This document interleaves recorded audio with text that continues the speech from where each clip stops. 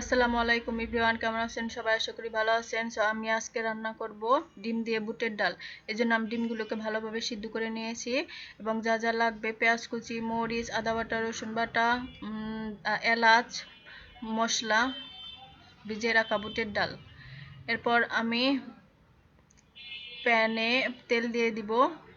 তেল দিয়ে এখানে আমি পেঁয়াজ আর মরিচ দিয়ে দিব। কিছুক্ষণ পেঁয়াজ এবং মরিচকে আমি একটু ভেজে নিব।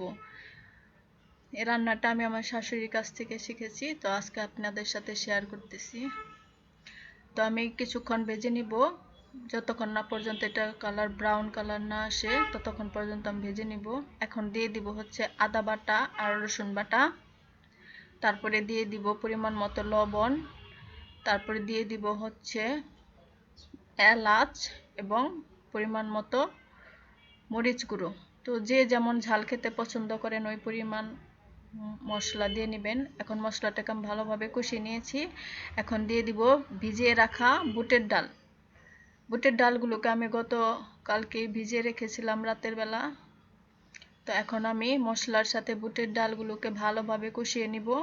কিছুক্ষণ কষাবেন যে পর্যন্ত না এখান থেকে তেল ছাড়ে, তো ওই পর্যন্ত আমি এটাকে ভালোভাবে কষিয়ে নিব।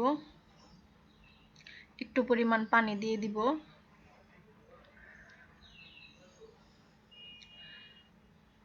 তো এবার আমি ঢেকে নিয়েছি, 30 মিনিট পর্যন্ত এটাকে আমি রান্না করব বুটের ডালগুলোকে।